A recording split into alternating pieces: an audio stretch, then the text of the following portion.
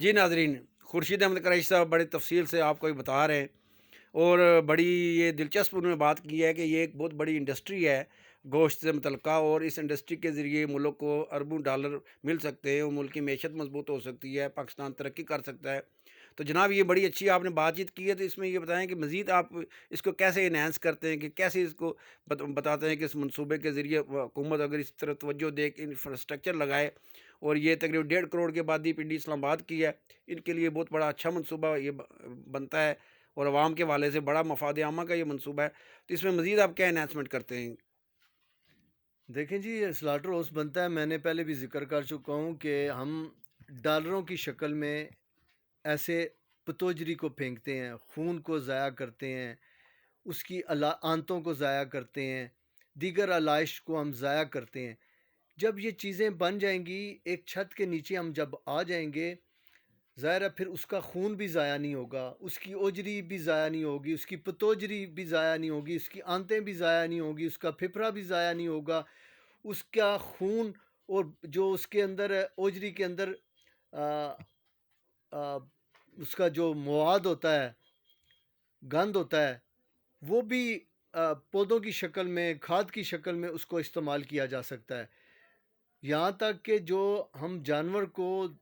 دھوئیں گے، وہ پانی بھی نرسریوں والوں کو فروخت ہوگا۔ تو یہ منصوبہ وہ منصوبہ ہے، اس منصوبے کے بننے سے عوام کو فائدے ہی فائدے ہوں گے۔ ایک تو سستا، معیاری، تصدیق شدہ عوام کو گوشت ملے گا،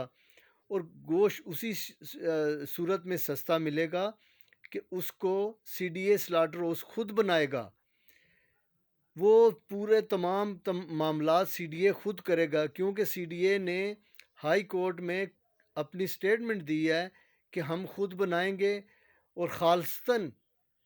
اسلام آباد کے شہریوں کے لیے یہ پروجیکٹ بننے جا رہا ہے۔ تو ہم امید رکھتے ہیں کہ یہ سی ڈی اے یہ پروجیکٹ بنائے گا، نہ کہ یہ پرائیویٹ سیکٹر میں یہ اس چیز کو لے کے جایا جائے گا۔ اگر اس چیز کو پرائیویٹ سیکٹر میں لے کر گئے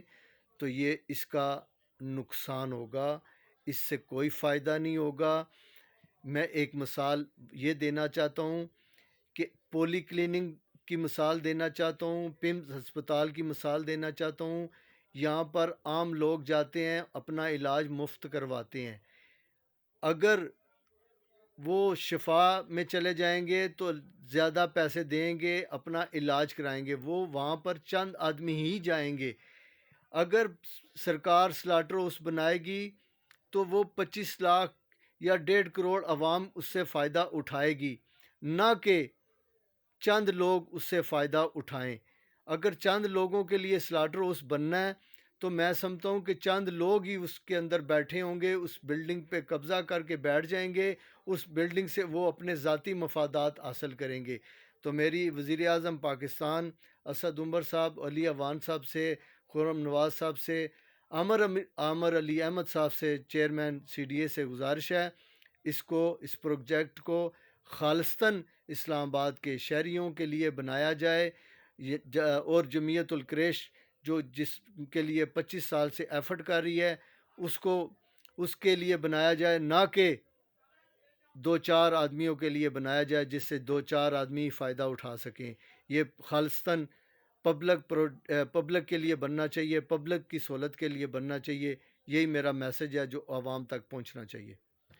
جی ناظرین، خورشید احمد قریشی صاحب نے تفصیلی طور پہ بتایا کہ سلاٹر ہاؤس کیوں بننا چاہیے اور اس کے لیے کس قسم کا سلاٹر ہاؤس بننا چاہیے۔ خورشید احمد قریشی اور ان کی جو جماعت ہے، تنظیم ہے جمعیت القریش، عرصہ 25 سال سے سلاٹر ہاؤس اسلام آباد بنانے کے لیے متحرک ہے۔ کئی دفعہ یہ منصوبہ بنا، منظور ہوا، پھر یہ التوا کا شکار ہوا۔ اب انہیں امید ہو چلی ہے کہ پاکستان تحریک انصاف کی گورنمنٹ میں اور وزیر اعظم عمران خان کے ویژن کے مطابق ایم این اے صاحبان جو پی ٹی آئی کے اسلام آباد سے، ان کی فیور کی وجہ سے، ان کی مدد کی وجہ سے، اور چیف کمشنر اسلام آباد جو کہ متحرک قسم کے آفیسر ہیں ماشاءاللہ، عوام کے حوالے سے ان کے دل میں بڑا جذبہ ہے اور عوامی منصوبوں کو وہ تکمیل کی طرف لے جاتے ہیں۔ تو انہیں بڑی امید ہے کہ یہ منصوبہ بھی تکمیل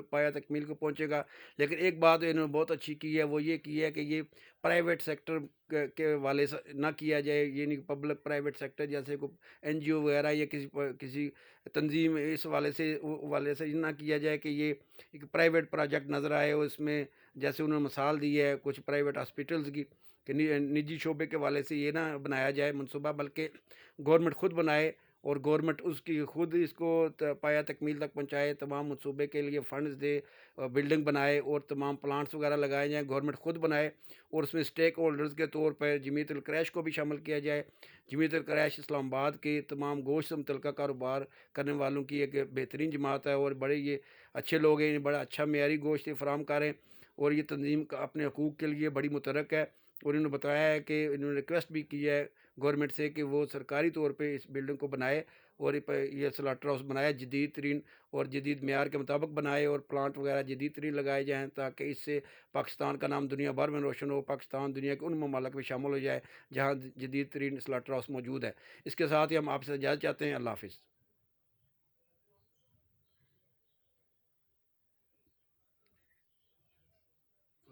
ਹੁਣ ਫਿਰ ਦੇਖ ਲਿਓ